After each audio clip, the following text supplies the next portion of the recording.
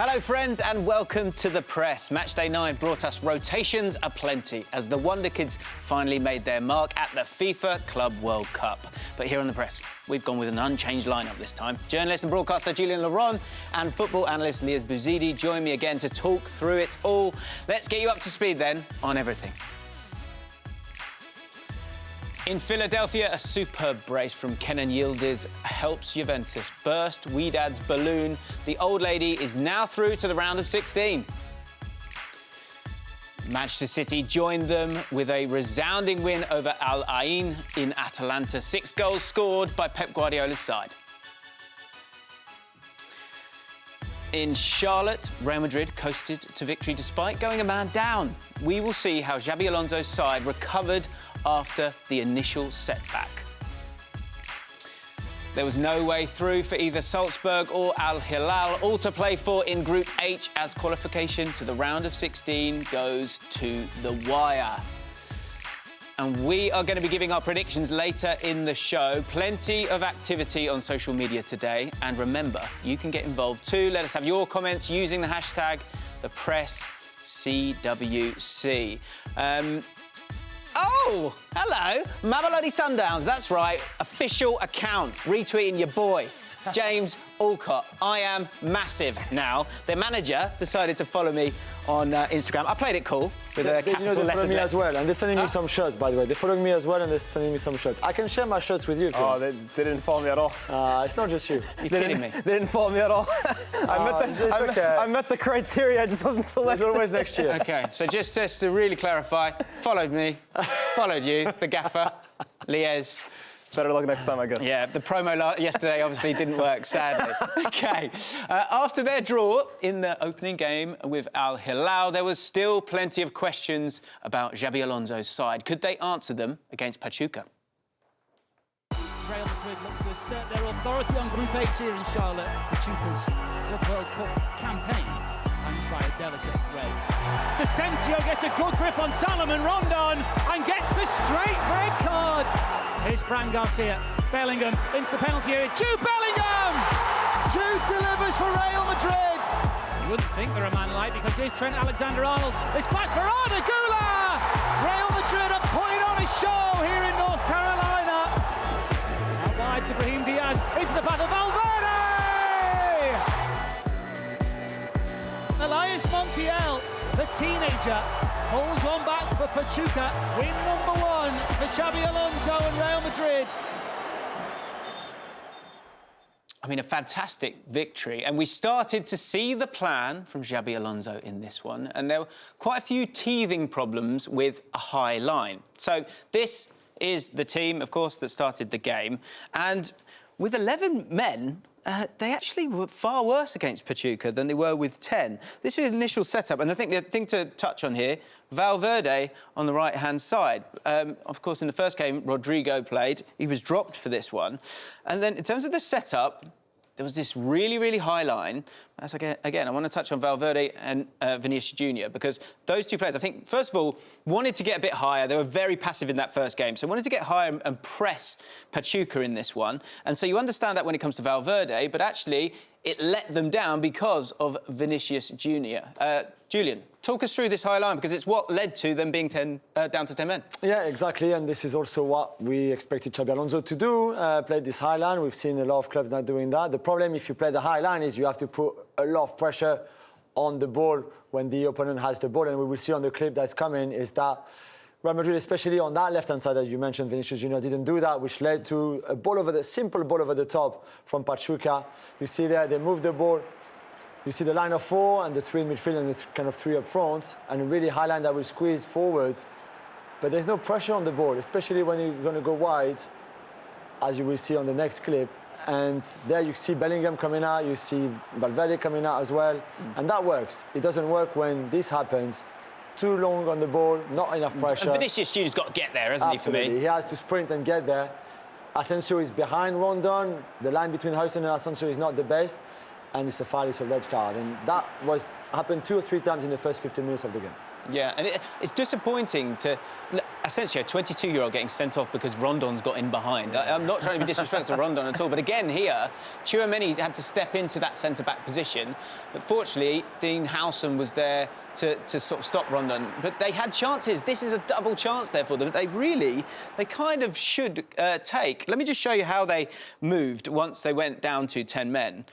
Because you can see here, this was the change-up once it happened. Arda Güler, and there was difficult moments as well, because initially he would sort of step forward, and there was a lot of space in behind. And actually, it was just that little bit of quality from Bellingham, which we're going to show you in just a second, that was the difference. So when you have one of your centre-backs that get sent off, the other centre-back becomes very, very important.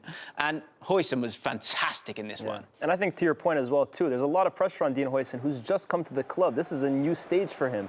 And to really rise, not just in terms of performance, but also in terms of maturity, and not just defensively, but also on the ball, so much responsibility that he accepts willingly. We saw glimpses of, more than glimpses, but we saw it at Bournemouth. But this guy possesses a fantastic passing range. And more important than that as well, too, a real bravery to step out of the back line, engage players, bait them in, and then release them as well, too. I thought Dean Huijsen today was fantastic in every phase. Absolutely. And what I love is he's incredibly complete, incredibly confident, incredibly calm. He joked about being a chill guy, didn't he, earlier in the season? But it encapsulates his personality and the way he plays as well, too. Yeah. If I have to be honest, he reminds me a bit of Gerard Piqué in terms of the way he kind of brings himself out from the back, like a gazelle at times. It's very Piqué in my opinion. Yeah, again, look, always going past that first line of the press. And again, this is 10 men against 11 men, so you need those players to go and do that for you.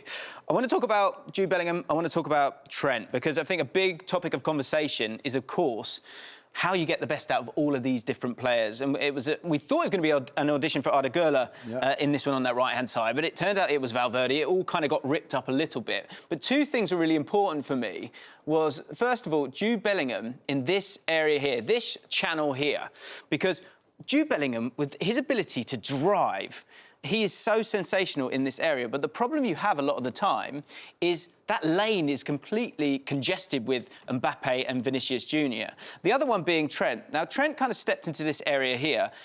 I would really love, there was so much space for him to step even higher, and I just would love to see him that little bit higher. I think I've got a bit of a theory on this. Let's show you the two goals, because both of them obviously play a big part in here. First of all, Bellingham's ability to drive into that lane. And actually, Vinicius Jr. is kind of in the centre-forward position here, and he kind of wants to get in his way, but fortunately, he's running like a train there, Bellingham. Absolutely stunning finish. This is the second goal. So you can see Trent at the bottom of your picture here. The amount of space he's got, Alonso kind of wants him to be a bit narrower. This is the one moment he went over to this right-hand side. And this is where I personally like him. But, of course, I don't know more than Xabi Alonso, which is, I know, breaking news. No, I know, I'm humble enough to say it. But it made me think, so what is he trying to do with Trent? And the one thing I wonder, with him staying kind of back and stepping in as well, I wonder if there's a part of Alonso's sensibilities here where instead of having those crosses, he wants those one-touch passes that Trent can do. There wasn't too many examples of it, but in terms of him stepping in there and being the Alonso almost of this team, because that was a superpower of Alonso, was the ability to get it to those great players quickly. And I wonder, when that's in you as a player, is that going to be in some of these players? And elsewhere, I don't think you've got that one-touch guy like you have with Trent. Am I talking nonsense? No, because remember after the Al-Hilal game, we mentioned the debate around Trent was like, what's the best association to put with him on the right-hand side? And Rodrigo didn't play a single second tonight when he started ahead of Trent. And maybe the Güler, Valverde, Trent triangle, let's call it like that, on the right-hand side, it's better for Trent to step in exactly like you mentioned, more than if he has a more natural wide player in front of him, like a Rodrigo or like a Vinicius or like another winger. I think for now, the way I see it, Xabi Alonso is still trying different things, and he might try again different things in the last game of this group stage before the knockout stages to see what suits better for Trent in this team.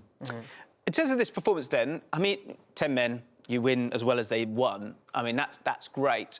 What are your overall feelings? It's the second game with Xabi Alonso, and Marca have got the headline here that this is different. Jules is going to let me know if I've actually got the translation right on this one. But is it different for you? I mean, it's hard to say, right? This is just the early days, and like Jules said as well, too, Alonso was figuring it all out. What I really liked, and he actually spoke about it, during that water break after the red card, he did tweak it because there was an initial tweak and then he tweaked it even further. And for Alonso right now, I just think at this moment, getting that first win under the belt, even though it is in the Club World Cup, maybe not in La Liga or the Champions League, is massive for him. And I think it is going to be a long season. There are going to be twists and turns, and I think this is a real good step. Yeah, I mean, it's a great victory. So Jude's goal came after his brother scored for Dortmund yesterday. This is what he had to say about it. And I just want to talk about the Bellingham brothers as a whole, because your brother scored yesterday, you scored today. Was it on your mind? A little bit, yeah, I've got to be honest. Everyone's been caning me yesterday, saying he's better than me, so I had to do something today. So, yeah, we're 1-1 now, and we'll see for the rest of the tournament. Right, you had that, Job. 1-1. Yeah, 1-1. Thank you, congratulations. Brotherly competition there. Good to see. Yeah, great to see. And what a great weekend for the Bellingham family. Absolutely. I hope Job's not keeping track, though. Could get out of hand. Well, we'll see. Over to you, Joe, bro. Yeah. During the game against Real Madrid, referee Ramon Abati Abel crossed his arms in front of his chest, which is the signal to signal anti-racism protocol, and had been activated following a discussion with Antonio Rudiger. This is what Xabi Alonso has had to say about that incident. He said, racist insult against Rudiger. That's what Rudiger said, and we believe him. Now FIFA is investigating. It's unacceptable. OK. Pep Guardiola fielded a completely different 11 from the one that started the first game against Wydad AC, handing new signing Ryan Ait-Nouri his debut. A win for Manchester City would mean qualification for the English team, while Al-Ain would be eliminated.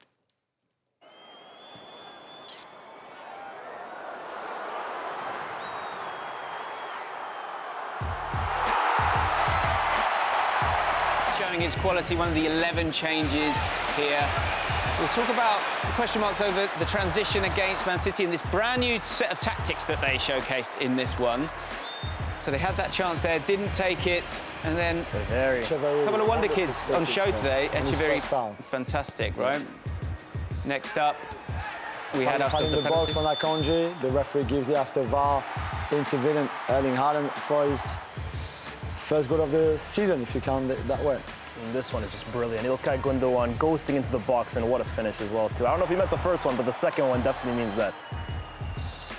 A few changes then made by Pep Guardiola, and Oscar Bob came on, again, coming inside onto his left foot. Lovely finish. What a player he could be for City again this season.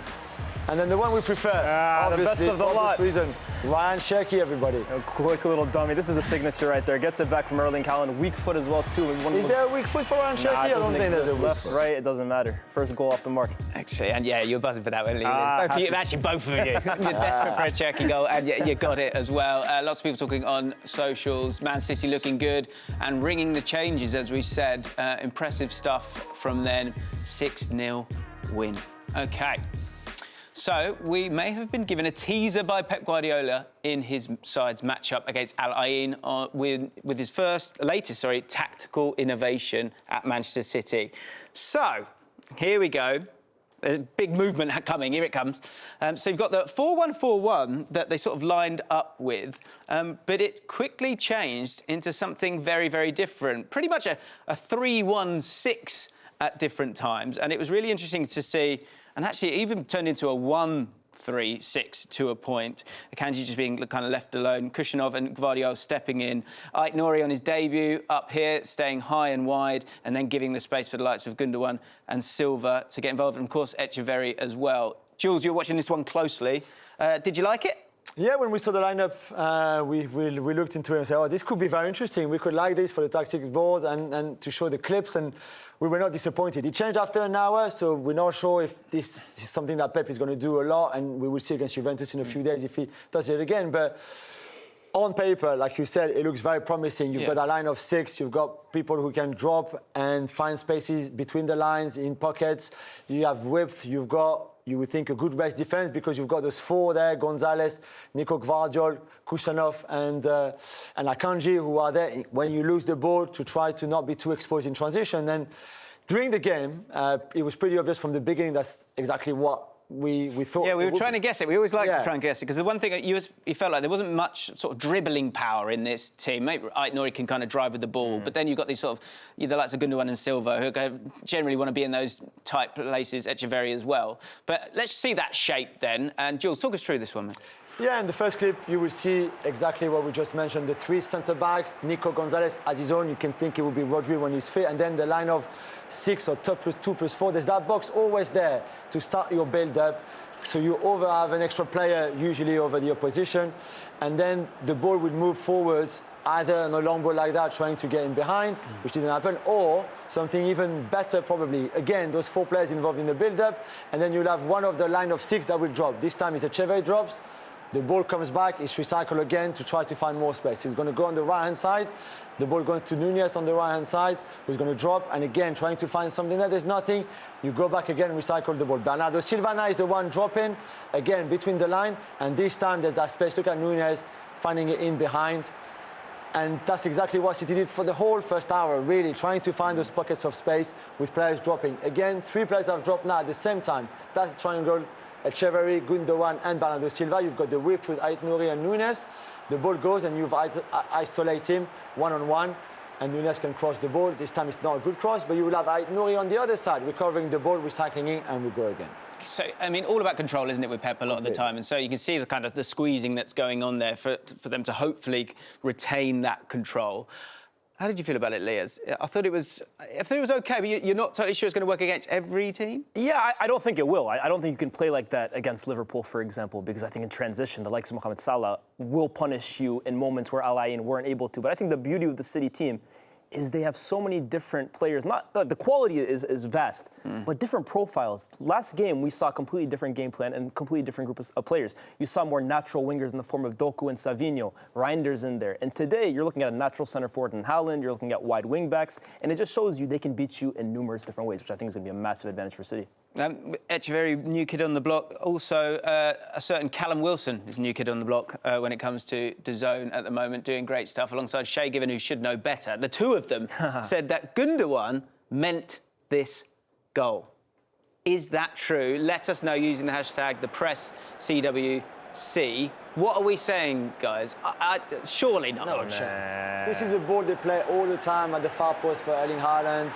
You see the reaction of Gundogan. If he had scored, trust me, if he had scored that chip like that, he would have celebrated much better than this very underwhelming celebration. You know what they say, the eyes, Chico, they never lie. Look at Gundogan's eyes. He's looking at Erling Haaland at the back. But exactly. What does Callum Wilson know about scoring goals anyway? Seriously. He was absolutely, both of them were absolutely were. certain that he meant it. I mean, Gundogan's a player who's got that kind of quality, so it can be done, but I'm just not sure. Just back to this new sort of set of tactics here. This is with 11 changes. Yeah. And I think when we look at this group, I think the bulk of those players aren't going to be starting, maybe. I think you sort of saw Haaland coming in here, but aside from that, Jules, I just wanted to ask you, do you think that this can work with, those main guys? Cherky, is Foden going to step in here? Doku didn't play. So I can go through the whole team. Lots of players. Yeah. Do you think that he will stick with this again? He's definitely experimented in his first 2 games, hasn't he? And again, the Juventus game, which is the big game to top the group in 3 days' time, will give a good indication if this is to stay or not, or if it's just an option, like Lias said, during the season to play in some games or during some games. But you could have easily Rodri instead of Nico Gonzalez, for example. You could have Foden and Cherky instead of Echeverri and Gundogan or Bernardo Silva, Ait-Nouri and Nunez. If you want on one side, you can have a more winger type of player like Doku, like Savinho. Diaz probably will replace Akanji. Akanji will move into the Kusanov position. Gvardiol will stay there. You could even think about Gvardiol, Ait-Nouri, more rotation like we see with Di Marco and Pastore. Jules is in the wrong job. Yeah. No, it's just, I think this is very exciting. I'm on my way. Pick up the phone. Look at the names he's talking about, though. I mean, seriously, it's ridiculous, the squad depth that they have. Absolutely. OK. Wydad faced off against Juventus in today's early kickoff. The Moroccans started well, but Kenan Yildiz had other ideas and burst their bubble with some wonderful finishes. Welcome to Lincoln Financial Field in Philadelphia. Thuram, Yildiz, it deflects it in. That bright young talent does it again. Oh, what a goal from Kenan Yildiz. A brilliant strike into the top corner. Run made by Launch, and it's a good one. One touch over the goalkeeper. It's in. Game on again. It down the middle. Colomwani might not need it. Now he uses Yildiz. Gets it up to his right foot. Rolls it in. This is a penalty. Lajovic scores. And Juventus are all set for the last 60. Okay, Kenan Yildiz's new position for Juventus has been one of the stories of the group stages so far. Jules, he was absolutely stunning in this one, wasn't he? Unstoppable, really unplayable. We mentioned after the first game that how playing centrally, more centrally compared to on the wing like before, helps him massively. You see there, he finds Thuram, then follows up. Great run into the half space, great finish. That should have been his goal, but it was not really given. This is even better because he's also still capable of those crosses from when he was a winger and played wide. But again, trying to be aware in that central position for whatever coming. We'll talk about Cambiaso later. That's a wonderful finish. And he's only 20 years old, and you wonder how Bayern Munich let him leave to go to Juventus for free 3 years ago. And there's no doubt that he's the new leader of this team under Igor Tudor, and that he will carry this team. This is obviously the best goal that is going to come, his last one, the one where Colomwani and him combined. But he's capable of everything, coming inside, on the outside, dribbling, shooting, crossing. He's so smart and has got all that energy and pace. And really, the last goal is the best one, this one, because you see how aware he is. He's going to wait and just time his run perfectly in behind. He's on side, then he comes inside. It's just wonderful. Sound effects provided by Elias himself there. I mean, probably the performance of the tournament so far, an absolute level above, which he has been in both games. 2 shots on target, 2 goals, 2 dribble attempts, both successful in this one. I do want to show you, we want to kind of talk around Yildiz, because it's not just him, they're all dovetailing really, really nicely. Yeah. Just wanted to sort of take a second to enjoy Cambiaso's part in this stunning goal. Most people will look at the whack from Yildiz, but to have your left back here, most players would just stay still, play a 5-yard pass. Look where he goes, straight into traffic, and look at all these players that he brings with him. And we're going to look at it from a little bit closer, and it's honestly, technically brilliant stuff. You've got a player who can play on the right or play on the left, and you see it with his ability to use both feet. So rare with a left back. Right foot, left foot, and then look at this pass appreciation, flicking it over the legs of those two. And that leads to what I call a foie papa in the top corner. Really, really lovely stuff from Cambiaso. Also wanted to talk about Colomwani, who has been linked with a move to Chelsea.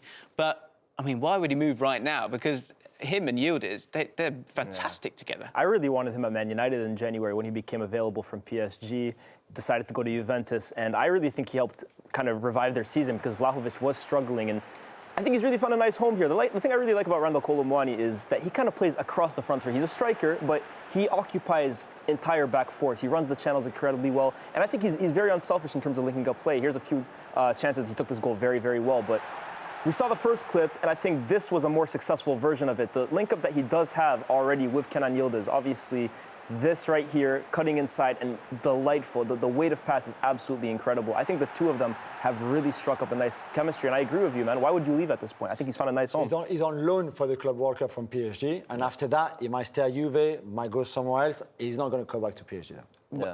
Because I have a phrase, he's good, but is he good? Is he good enough for PSG for you? Luis Enrique doesn't think so. I don't think so. I think he's a great kid. He's one of mine as well. He's Paris born and bred, lovely. There's no problem with him. Yeah.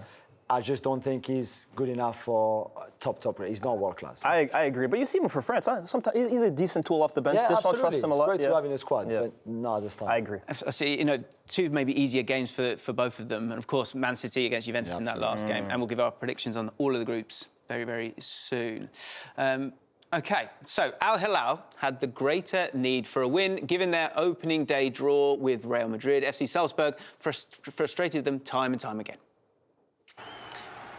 OK, so, guys, I'm not going to lie, this was a tricky one, but there were a few chances for Salzburg that we're going to talk about, and Al-Hilal in this one. A war of attrition, wasn't it, guys? Yeah, and this is one of the greatest blocks of the competition so far. Rasmussen on Marcos Leonardo that we didn't see closer up with the replay, but these are the 2 best chances. Again there, Rasmussen has to be better, but Bruno first and then Koulibaly on the line with 2 great interventions. But yeah, that's pretty much it. Yeah, probably the star that we've got here, Christian Zhevchitsky, 4 saves in the game. Of course, when it is a shutout like this. Al-Hilal with a solid press as well, had 11 corners to the 6 corners. But, I mean, when I'm doing stats on corners, Liaz, I didn't want to say it. I didn't want to say it. Good young players. You mentioned the goalkeeper for Salzburg, 18 years old, very good one. Yeah. Gadou, the French centre-back, 18, very good. Diabate made his debut at 20 in midfield. They've got this good young generation coming through as well. OK, so who's going to be going through? We've got the second round of games done and dusted now. We're going to go through the groups and give our predictions and hopefully get some of them right, and someone's going to look stupid at the end of this, so that's always great fun. First of all, we need to kind of touch on the rules because it's a little bit different, OK? So just to let you guys know, the first tiebreaker is the result of matches played between the teams that are level on points. If only 2 teams are tied, the team that won their direct encounter ranks higher. Still with me? If their match ended in a draw, or if more than 2 teams are tied, further head-to-head criteria are used. If head-to-head results do not separate the teams, the next step is to compare the goal difference.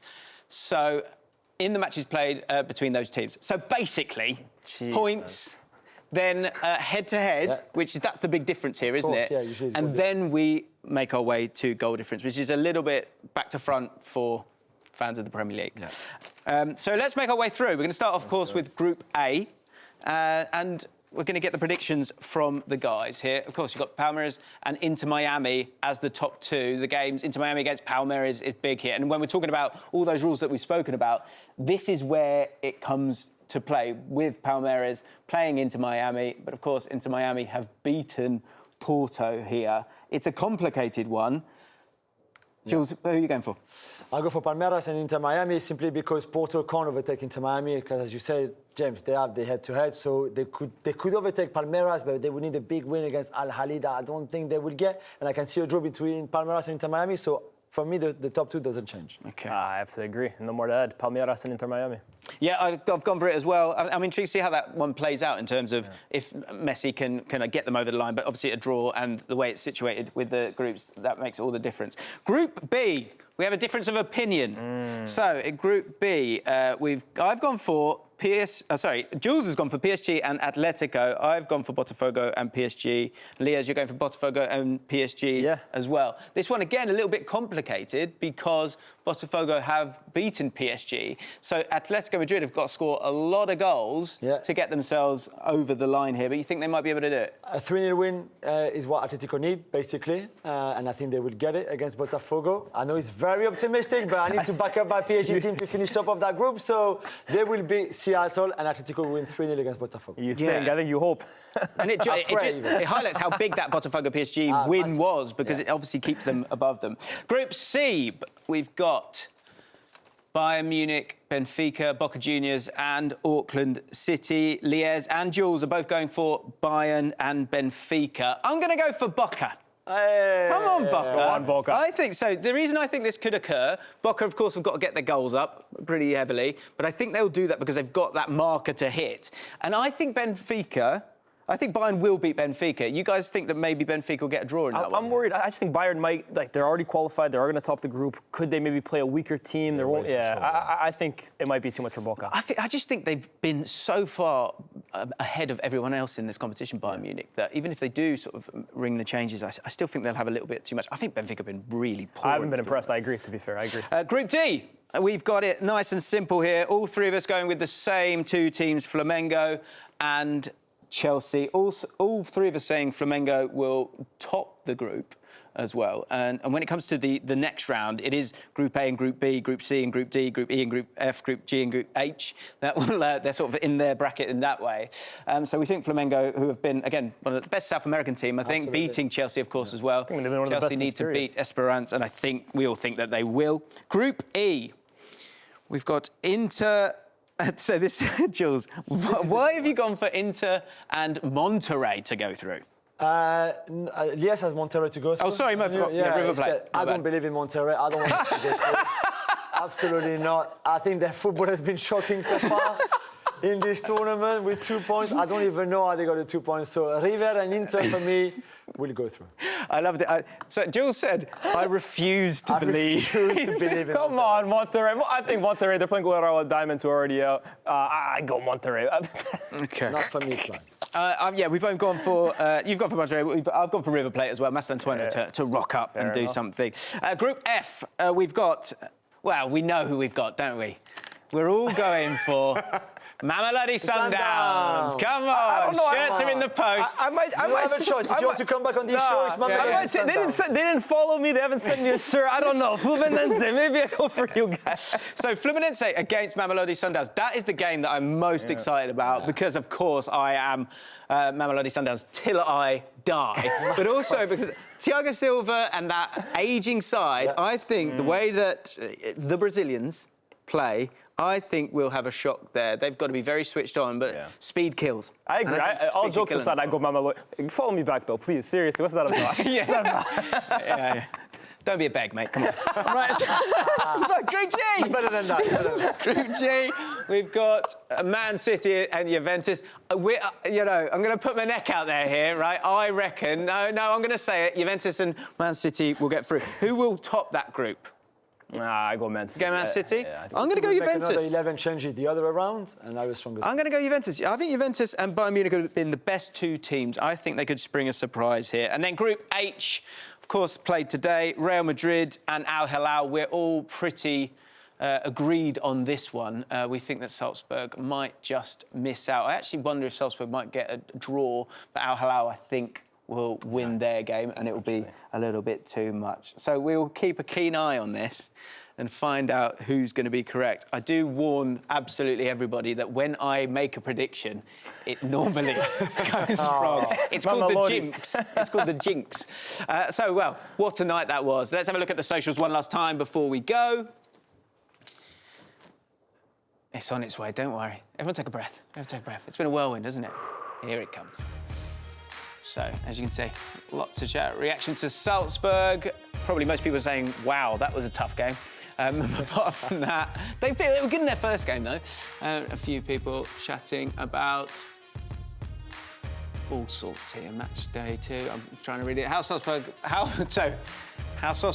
was a little bit... OK, I don't want to have a go at Salzburg. Let's maybe move on from there, sadly.